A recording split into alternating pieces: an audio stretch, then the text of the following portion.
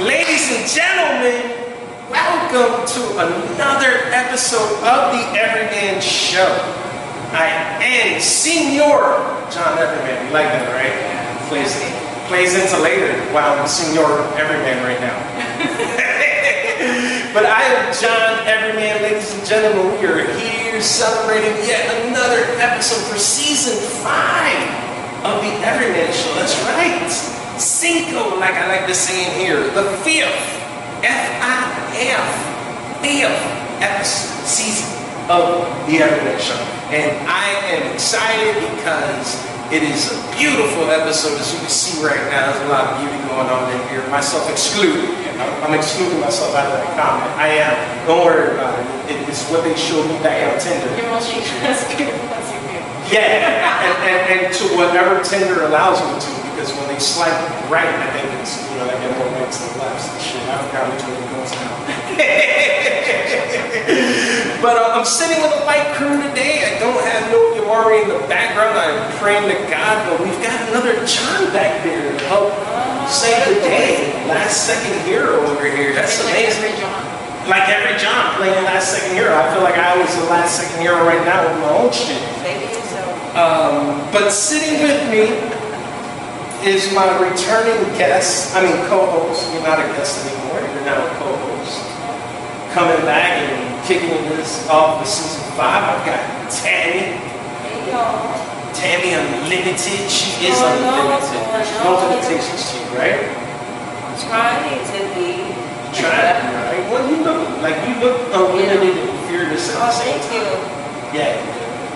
That's why I have her here. I needed to expand my limitations, and I wanted to go unlimited. So we have Tammy here. Tammy, I'm happy to see you here again. I know.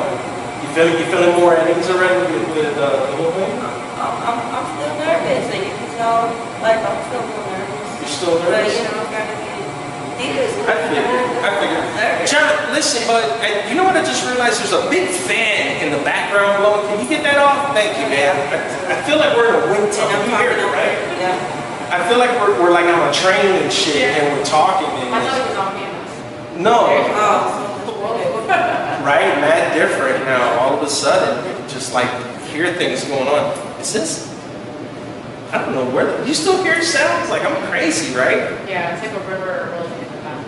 It's fine. It might be the fan, but yeah, just pretend, guys. We're on a moving train. This studio is built inside a moving train. Is what's going on. We meant to do that. Yeah, this is all special effects shit that you can't even afford at like the highest expensive special effects store. You gotta come see me for it.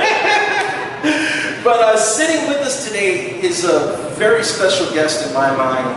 I'm excited to have them here today. This is like a flash in the pan type of moment because I know you're not originally here in town. So when I found out that you were available, I was so excited. I was like, I'll make a special day. I'll do whatever we gotta do. I'll produce my own shit just to make sure we've got this guest here that we have I'm talking about. Ladies and gentlemen, our next guest of the episode today is, again, a dear friend. She is no stranger to the performing arts.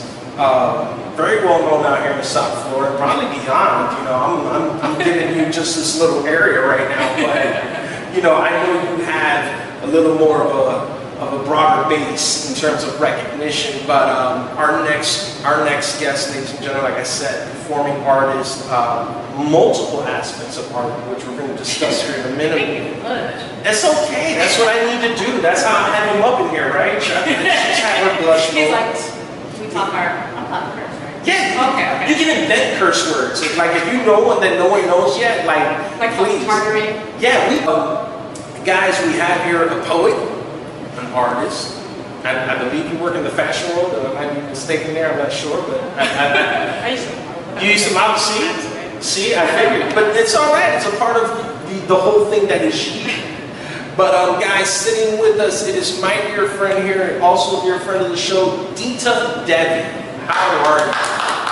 Fucking fantastic. You are good. I thought you were gonna invent a curse word, but you used fucking. I know that. I mean, I love the word fuck. You do? Yeah, because fuck means so many different things. Like, tell somebody to fuck off. Oh, Like, yeah. Fucking amazing. 1 second. Fuck off, Walter.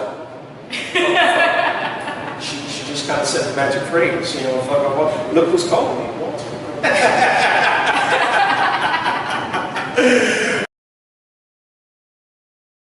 Where are you from? Miami. Miami? Yeah. Born and raised? Born and raised, and I left, but don't forget, I'm here like 4 to 6 times a year. You know what I mean? So like, I left, but I never really left. Yeah, I was born in Hollywood, actually. Right? Okay, so you're from up in the 95. I used to be 305. I'm probably a bit older than you, so. Well, wait a When second. I was born, it was 305. Wait a second. So, I'm glad she pointed this I out. didn't know that. Huh? I said, I didn't know that. Oh yeah. No, 305. Oh, well, you're born and raised in Miami, which I'm kind of shocked by. Considering where we live now, which is Alaska, right? Juneau, Alaska? Alaska. Juneau, Alaska. 907. 907. Okay, y'all the 907. So being that you're from up there, I've always had this misconception with you that I thought you originally came from Juneau, Alaska. So my story is interesting in that. Okay, so I was born and raised in Miami. And then when I was like about 2, I lived in India for a year. What? And then I've lived in St. Thomas as a kid. I've lived in the always home base was South Florida. So I was always in school in South Florida. You know what I mean? And then, but I spent 2 years as a kid. So when I was 2 and when I was 9, I spent a year in India, which is where my family's from. Okay. And then probably when I was about 14 or 15, my dad moved to Alaska, and then I started going there as a teenager. You know what I mean? But at that age, I was just kind of like I felt like punishment. You know what I mean? Being from the city and everything. You go out there and you're like. Alaska's punishment? It felt like that because it was like being out in the middle of nowhere. You know what I'm saying? Like, at 14, 15, that is I'm like, I'm away from my friends. I'm like out to what for me felt like at that time in the middle of nowhere. Yeah. And then also remember like technology and stuff like that. Like if you're 14 or 15 now, you have a cell phone, you have like whatever, But back then it was like it was really really difficult as a kid. And so I did not like that. Why were you guys moving so much? Is your dad a part of the military or something? No, my dad's a wholesaler. Oh. And so these are all like different areas that are like places. And my dad is like me, like it's a lot. It's not like my dad, but like he loves to travel. So if he can figure out a way to make traveling something that makes him money, then he does. You know what I mean? And so he just enjoys it. Got it. So, yeah. Got it. So yeah, I just kind of like I would go back and forth, and I hated it. And then at some point in adulthood, probably like about 10 years ago, I went out there for a business opportunity, and I was kind of like, okay, I'll just sacrifice 6 months of my life so I can work for 6 months, right? And at the time, my daughter was also younger, and like it was like this will give me the time to spend with her, and so I would go. But the first year I went there by my own choice, I made friends and then I started loving it. Like I was just like, but I had never done these things where, growing up in the city, I never like went out into nature or enjoyed it and stuff. And like, you see the content of what I write about now, it's very nature oriented. I am completely shocked by this because I've only known you. I'm completely floored. Because I've only known her. I don't know if you know her in this aspect too, Tammy, but every time I've seen you, you've been such a huge activist with nature and, the elements and just, some of your writings even, are just based on this very thing. So for me to hear that you weren't always a nature girl, I'm like, no, I was straight city, and I'm still a little, I'm both. There's reality, but to give you an idea, like I go to parties at Club Bed. I don't know if you're 42. Yeah. Club Bed, Beach, Fort, all these. Like I used to be like on the like club scene. You know what I mean? I did not care about. For you, it was. It was just like, you know what I mean? And so but going there, what it is. I'm completely impressed. So originally you were like almost an everyday typical Miami logo. Yeah, total Miami. yeah, you were definitely a Miami girl at that rate, because if you're saying you were in the promotion scene, you were in the club, hitting the clubs hard, that is definitely the epitome of Miami, because I personally have had that lifestyle, you know what I mean? I was in the club and promoting and just doing all these things. So like when you say it, I'm like, oh yeah, no, for real. She is a 6'4" girl. Real hot. I still don't recognize some names. What's it like in Juneau? It's like, the only thing I know about Alaska when I think about it, I just think like icebergs everywhere, and it's 6 months of daylight, 6 months of night. Like that's all I can think of when it comes, or the auroralis, you know, the northern lights. You know, those things are the only thing I can think of, and then wilderness, like straight abundance of wilderness, and some Eskimo people, Eskimo fishing. This is my ignorant thought of Alaska. Like if you ask me 5 facts about Alaska, little guy, Eskimo, it's cold, and it's half day and half night. So I'm gonna check you real quick, because if people watch us from Alaska, they're like, who the fuck is that motherfucker? I live on Plinkett Land, so Alaska. What did you say that That again? sounds so cool, right? What is it? Plinkett. Plinkett Lake? That sounded like, that's not even like a real, it sounds fantastic. Well, like the same way I said, like, you know, I was born out with a simple thing. I still, to me, I'm like, I'm bullshit, you know what I mean? So like, Gotcha. when people say Eskimo, a lot of times that's referring to, anyway, and there's like all these different, like, groups of people, because when you say Alaska, right, Alaska is the size of 2.5 Texas. So like, sometimes when somebody's talking about like, Upper Alaska, and they saw like some photo or something, it could be like talking about New York. You know what I mean? Because it's so far away and it's so massive. Wow. I'm in the southeast part of it, and so where I'm at, it's like, it's not that we can't get like a cold winter, but like 30 degrees is the norm. So like, I'll meet people that are from like Boston, and they're like, I've never lived in Boston. I'm like, that's cool, I could never live in Boston. It's too fucking cold. You know what I'm saying? Like, But wait a minute, you made 30 degrees sound like it's 70. Like, you know that from Miami 30, you're like, okay, so I was born and raised here. I still, every summer that I've ever had to be here, I feel like I'm in hell. Like, I will never get used to it. Like, It's I'll get true. tired. Really? And it's, yeah, I'm like, I have, since I was a kid, like, and the thing is, like, when you're hot, you could be wearing a fucking bikini, and you're still hot. There's nothing you could do. When you're cold, you can put more clothes on. But to me, the feeling of heat, and of course it's different right now because like I'm visiting, so I'm just like, ah. Right. But to have that all the time is like, it just makes me tired and just like, I don't like that kind of extreme. But in Juneau, the average is about 30 degrees. So the joke about Juneau is it could be 40 degrees and rainy any day. The summers are really beautiful and it's not usually 40 degrees, but How hot does it get during the summers in Alaska? it can get like 99. 99? Yeah, that's good. Is that normal? It's not normal, but like I'd say an average summer day is like in the 70s. But there's been hot summers where it's like 80s and 90s for so long.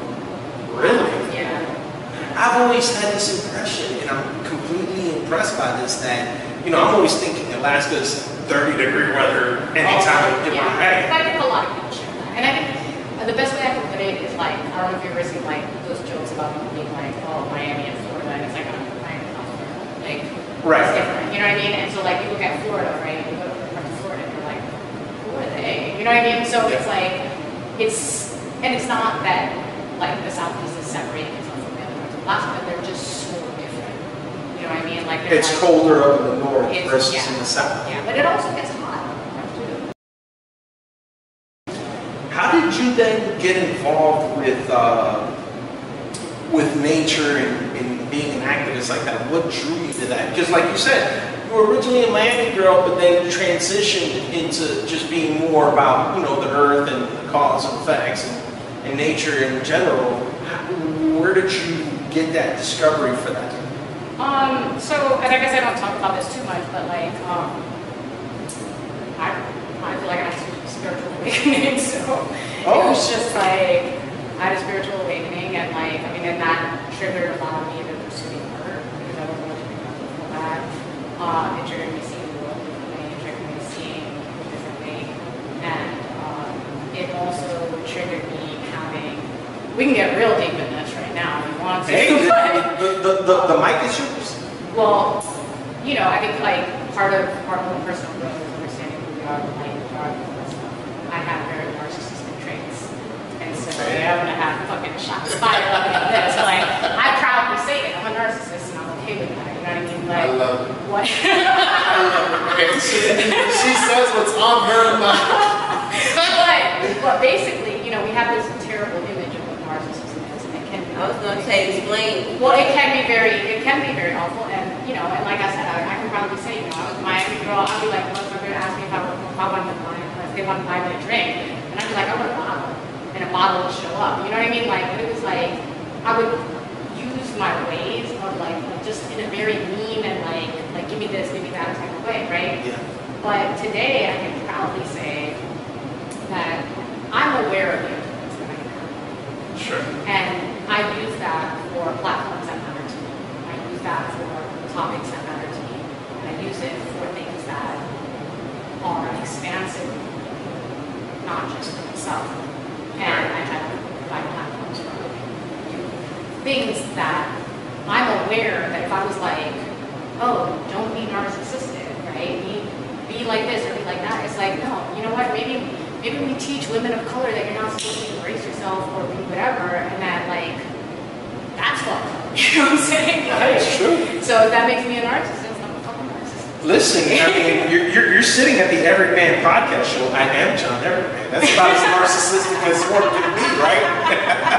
I think that in Miami we're guilty of that. I think that most performers have a little bit of it. I think we do. I think that it starts with a little bit of narcissism, you know, to get to that level of being that star quality on stage. I don't think there's ever been, I'm sure I'm lying here, but you know, I feel like there's not too many people walking around here with humble demeanors. And if you are, then get ready to get swallowed, because you know, the higher you get in entertainment and the more the stakes are higher, the more the narcissism is evident. You know what I mean? Yeah. You've got all these people thinking they're the shit at all times, and if you're gonna come in pussyfooting, then they're just gonna walk right all over you. Yeah, So I can see stand that. out.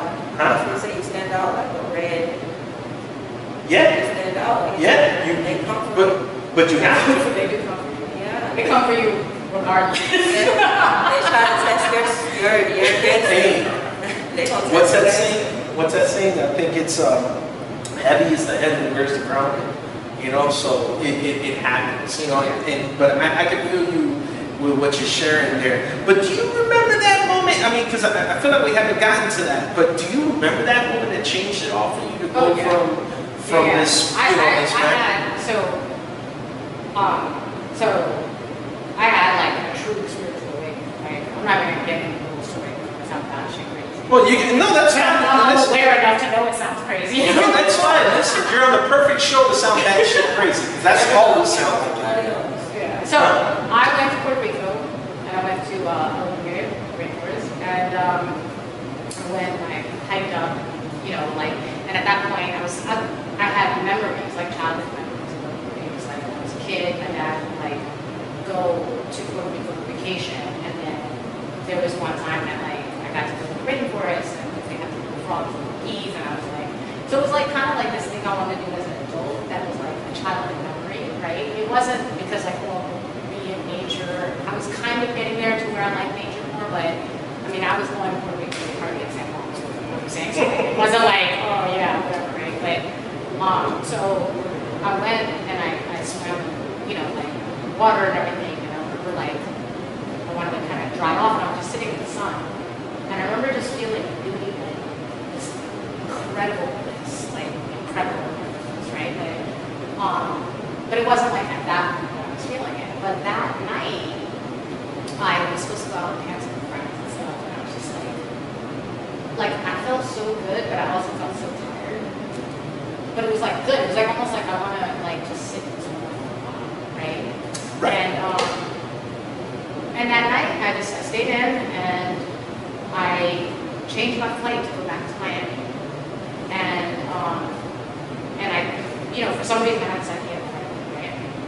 And yeah, like it hit me like you were supposed to be here, but now you don't. Right. And so I went back to Miami, and I kid you not, I went to Starbucks, like where I would go every single day. That's where everyone gets epiphanies. I'm like embarrassed to say this, but I used to go to Starbucks every day. So I would like walk to Starbucks, and I remember I was walking with my dog, and this guy was following me, and he looked like a cliche, like he looked like a fake, like something you would see in a movie, of where he just like looked like scary manner, right? But it was like he looked fake almost, right? So I'm walking, and I'm like, and it's Biscayne Boulevard, so it's like this car, right? But I'm like looking at this man, and it's like, and I can see my dog freaking out, like she keeps looking back, right? And when we're looking back, his expression is kind of like, yeah, I'm fucking following you. You know what I'm saying? And so I just like, I remember I was walking, and I was like, okay, I'm getting close to my block, right? So am I supposed to turn, or do I just keep going? Do I turn around and call him out? You know what I'm saying? Like what do I have? What do I do? Never walk to your house. I know, but I'm saying like what is the course of action right now, right? Because also there's that part of me that I'll just turn around and like, what? You know, like, and so I'm like, how do you handle this situation right now? And like, I started praying, right? Like, not necessarily like to God, or like, I was just like, yo, like, I need to take care of myself right now. I really need to take care of myself and make the correct decision. I don't know what to do. I don't know if like, I should not yell or whatever, you know, so I did this, and I could feel like, this sounds crazy, but like I could feel like everything in my body just kind of centered towards my spine, and then it felt like an explosion. Like it felt like an explosion, and it hurt. Like it was like so strong and so intense. And I remember I turned around, and the guy like had this like you know like expression like yeah, and he stood there, and I'll never forget. Like I got to the crosswalk, touched the button, and I looked at him, and I like mean mugged him. And I walked across the street, and like I get home, turn on the light, everything was fusing. Like everything I was touching was fusing, and that was my spiritual awakening. And after that, the whole world looked different. Really? Yeah. And was it? I'm ambidextrous right now. I was born ambidextrous. Really? Yeah. And we understand already how you kind of embrace nature, you know, through some of these things that you went through. But where did the poetry and the art, where did the entertaining side blend into this? So I always wrote. I think it was like an outlet when I was younger, and I always drew. But I also grew up in a culture where it was like you don't do those things as a profession, right? Like, so I was discouraged from pursuing art. So like go to school and do something more stable or whatever, right? So I didn't think of those things as careers. When that happened to me, it was like this, like, I don't know how to describe it, but it was like this is what you have to do, and like, it doesn't even matter if it's something. Like, you have to do this. And it went fast, and it went forward, like, very quickly, it was good. But I think it was also like, as artists, right, like, the more we put faith in ourselves, the more we move along. You know what I mean? But there's times that, like, and still, I mean, this is something that, like I'm describing all the good parts of it, right? But then also there are times where it's like, you have like low points. And so I think the more you're putting in, the more it's coming back. It's hard to stay on that place of like, oh, okay, you know, we've all experienced it. We've all experienced what's going up, we've all experienced what's going down. Oh yeah, trust me, in comedy, it's every other night. The more shows you do, you have a lot of ups and downs fast. Yeah. Well, comedians have, I mean, I think that's like, not to get morbid, but I think that's like one of the highest suicide rates as a comedian. Thank you. Hi, I'm John Everman, a comedian, and I'm still alive today to tell more jokes. Because no, it's like the whole thing of what We are. Like you're like making people happy, but then there's like there's so much damage.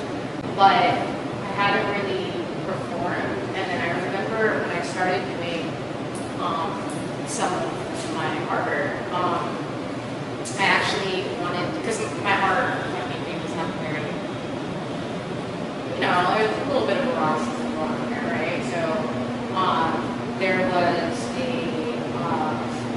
exhibit, and it was, I mean, it was, Fritz was the one who put it on, but I don't know the exact name of the exhibit itself, but it was about erotic art, and I wanted to put my art there. When I reached out to him, he said, we've already curated the show, you can make poetry. And I was like, okay, like, so, and I wanted to be involved so badly, like, because I wanted to, like, put my name out there and stuff like that. So, I memorized 2 erotic poems. And I, for the first time, the first poetry I performed, erotic poetry. Well, let me tell you something, if the first poems you perform are erotic poetry, you will never be scared again in your life. Listen, huh? So that's good advice. Listen, I stayed quiet here because I was like, we're using the keyword erotic here. Like this, I feel like there's like a river of questions flowing through my mind. Well, I want to know, how did you get to the erotic poetry? No, honestly, I did it just, like, I wasn't writing erotic poetry. It was kind of like, Oh yeah, at she that said she point, memorized it, but I was. yeah, at that point, I wasn't, nobody knew me, right? Like, it's like nobody knew me, and I was like, I need to be doing exhibits. So I was more focused as a painter. And I was like I was submitting to exhibits, like, and creating artwork for the exhibit. Usually as a painter, you see a call, and then if you have work that resonates with it, you do it. But at that point in my career, I was like, I just need to be an exhibit, right? And so I was like, this is an exhibit. For because this is in line with my work, right? So I literally wrote those poems, memorized those poems, and those. You wrote them there on the spot? No. I mean, this was like I had weeks or whatever. Oh. So I wrote them, but I designed them to be able to participate in this exhibit, and yeah, that was like. And you. I was like, I don't know what to do with it. Did you automatically feel after that performance? Did you feel like you wanted to continue pursuing erotic related? No, I just felt like I knew how to walk around. Okay. Yeah. Okay. But you said that it also translates into your painting work. Well, I mean, some of my paintings are, and see, I don't think my paintings are really erotic. I just think that they're, like, there's a lot of nudity in them, but they're not, other people call them erotic, but they're, like, to me, it's just like, that's, like, I think, as a woman, right, like, we have a form to create life, feed our babies, it's always an easy thing, right? So it's like, but there's this whole thing of where, like, as a woman, you're, like, celebrating your body, then it's like a sexual thing, but it's not really, I don't know, like, it's like, if a man has his shirt off, it's not considered like a sexual thing.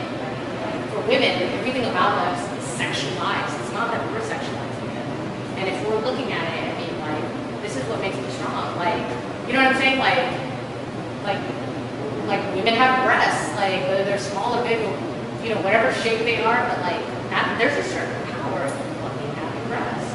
And like, I know, like, dudes would be like, no, there's a power like that. We fucking make milk. Like, that's like the greatest honor. Oh, you mean like actual powers? Because metaphysically, I mean, I was like, really? Like, we all know this. And yes, I will speak for every man when we understand. Right, because it's metaphysical powers. Like, I'm thinking about it right now, and I'm like, metaphysical powers. But yet, you know, your activism here. How far does it go for you? Because, I mean, I know we talk about it here with nature, but is it just beyond just art? Like, what else do you do to kind of be this activist? I don't know. I mean, in that word, it's just like, what does that even mean? You know what I mean? It's like. So, do you volunteer more? Do you I mean, help I put myself where I'm organizations? supposed to be. Like, I went to Standing Rock, which was like, I don't know if you're familiar with that, but that's like basically the local companies were going to reservation land and they were trying to drill, and they went around the white neighborhoods because they voted against it and wanted air water, and then it was just like, oh, it was there. And it was like, as far as federal law goes, it was completely new. And so it started off as a small movement, people were like standing up, and then people were like traveling there and went there, protested. I later went and worked with different tribal leadership and learn how to teach allyship, which would be like if we're not native, how to work with native leadership, Okay. what to do like nonviolent action, so protesting, right? And so that I actually like went towards higher than to like get my followers here. Oh, wow. And that was called the Promise Protector. So that, and then when Bernie Sanders came to Florida. Bernie, I love you some Bernie. I didn't cry. I You get to did? say I made him cry. Yeah, I did. Oh, what? So he came, and he came to learn about. I mean, what came to me was curious about climate change and gentrification, which is a very strong topic. That is, like people in Florida work like very heavily about climate change. And no one wants to talk about it, but where people to talk about it is property. And if you realize it probably shit, you know, and then what happens is like the way it is that coastal area is what was considered to be prime real estate. And things that are central, basically the hood is, right? Like it just like they're coming in, and what happens is you have like someone who's owned the property for 40, 50 years that must have been asked to get that property, right? And then someone's coming in and they're offering them their amount of money, but that amount of money doesn't do shit for them anymore. And so you're displacing people, and that displacement of people has been a systematic taking out places and people from over town. I don't know if you guys know the history of it. Oh, I do. Yeah.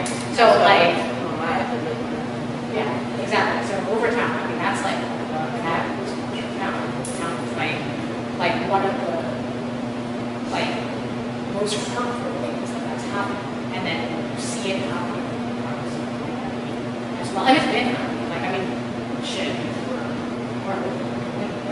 Yeah, I mean, listen, we're I would say we're probably well over 2 decades into this gentrification. And, you know, just like you, I'm a Miami baby. I've been out here for what seems like my whole life. Well, actually, yeah, my whole life. And, you know, I've seen the changes. You know, I've seen displacements happen. You know, so like it did catch my attention too.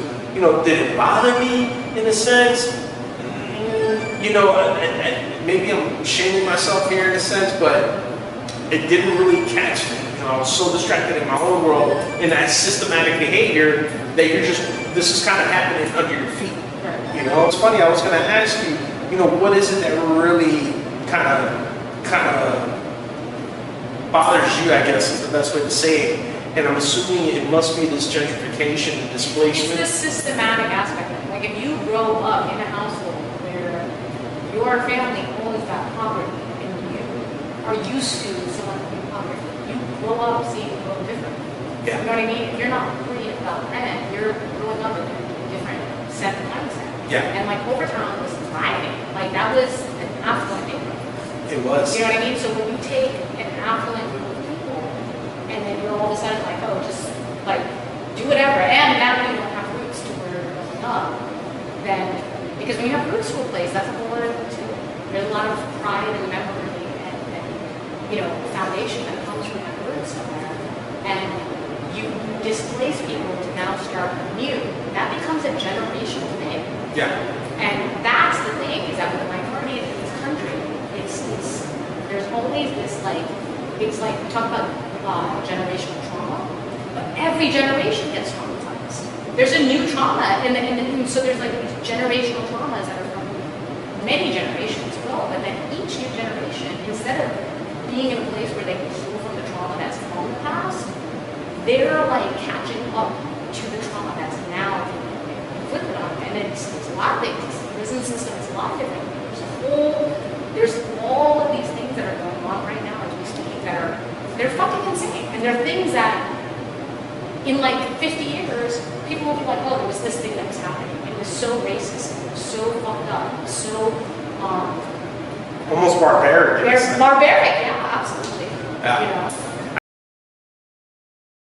Because it is 5. We've been figuring out about our guests. What is your top 5? Name us your 5 favorite artists. Okay. Salvador Dali. Nice. Curtis Young. Curtis Young. Wow. She's a surpriser, so anyway.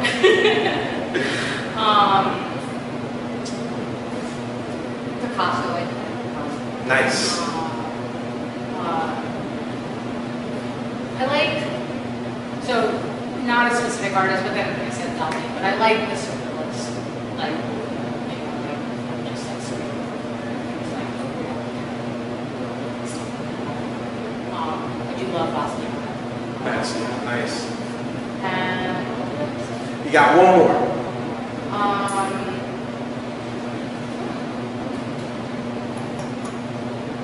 Narcissist. Narcissist. That's fine. Like, you know what? That she put the cherry on top of it. I'm so excited to see, you know, people like you out in the world, honestly. You know, and I'm happy to know that these are the things that people of your stature are pushing for. You know, so honestly, I'm excited to see a lot of this come about on your behalf. Did you have a good time hanging out with us here? I had a great time. You both are quite my record, so it's really amazing to be here. Listen, I feel like One, just shoot the shit, you know what I mean, and just see y'all. And then 2, just I think we like talk about stuff that was like relevant to career. We talked about stuff that's like maybe uncomfortable, but yeah, I mean, apparently, let's know what part. we reached a large stance of that might be a real stance. That's fine. And here, they're all real words. It might be a real word. It makes sense in here. Yeah. So, but I feel like you know, I'm gonna have more fun. I'm gonna have more fun when I drink the mezcal, and you have. Yeah. So we're aiming to that. So let's do it now. No time like the present, right? So.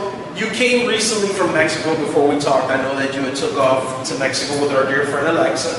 Shout out again to our dear friend Alexa. And me being the biggest like shit talker, like getting all hyped in conversation. What did you say? I said, bring some worms over from Mexico because we ate crickets and I love worms too. Now all of a sudden, I don't know. I said some weird shit like that, and you can't say that to women that take things seriously in this world, man. When you say stuff like that, you end up with this. Holy shit. Can you guys see that? Yeah, so, John, are cameras, are we still good? Are we still functioning? Hell yeah. Sweet. So guys, I don't know if you can see this, but there's an actual worm inside this tequila bottle that came from Mexico. Is that worm alive? It's in alcohol. It's not alive. How come I'm making it move? That's all I need to eat a live worm on this show.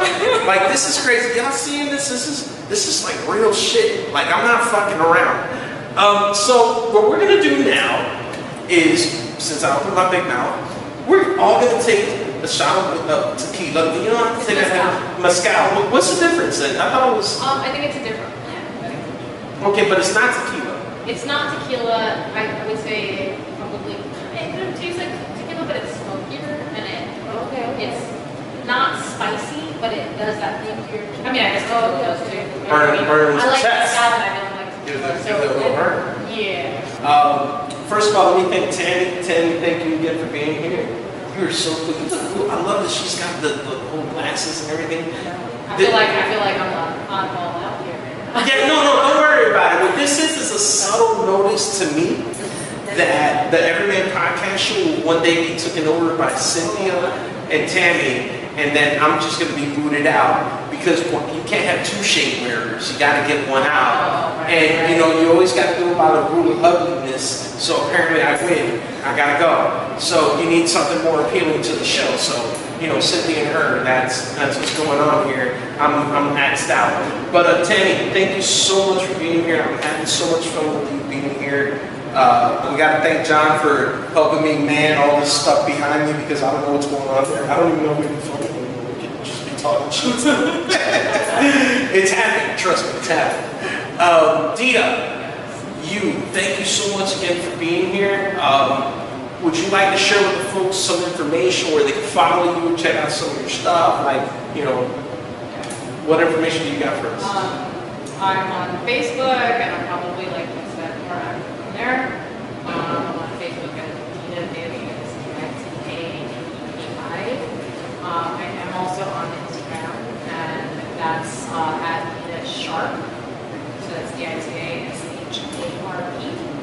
And aside from that, don't fucking follow me.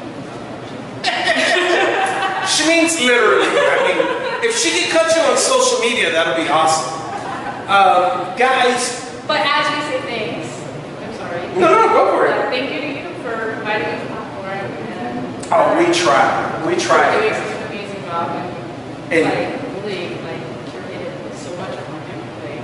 I have, right?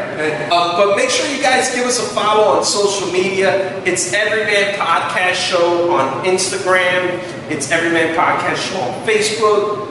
It's Everyman Podcast Show on YouTube. You see that little logo of YouTube? Tap on the like and subscribe button. Just tap. I'm not going to tell you to smash it because you might break your screen. Just tap the shit. Tap it, like and subscribe, and keep up with us. And check out amazing videos like these, and get to see these wonderful faces come and share their stories, guys. And watch me fucking eat worms. Why is there a fly in my shit? No, I mean, I almost grabbed it. I was like, did I need to drink that part too? Guys, we'll see you on the next episode. I am John Everyman. Thank you. We out. Deuces, people. And shout out to Jim in Alaska for helping me be part of who I am today. And a big shout out to Juno 645, people. 645. shout out to 305, but not 76 or 645. Take us home. We out.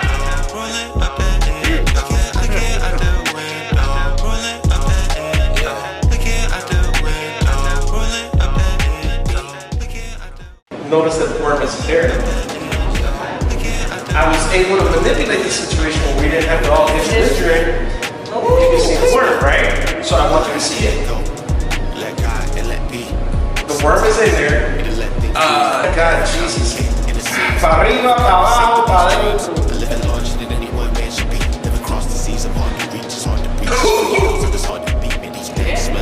shit. And that's how we wrap up this show. Talk to me after the show. 100 million miles out your miles I go. Looking out the window. Oh, they said they ain't cutting the lights off. Okay, I was just making You sure. don't pay me enough. Yeah, the sound guy says it's over. Fuck you. I don't even care if I got nothing to do with the electricity. I'm just out of here.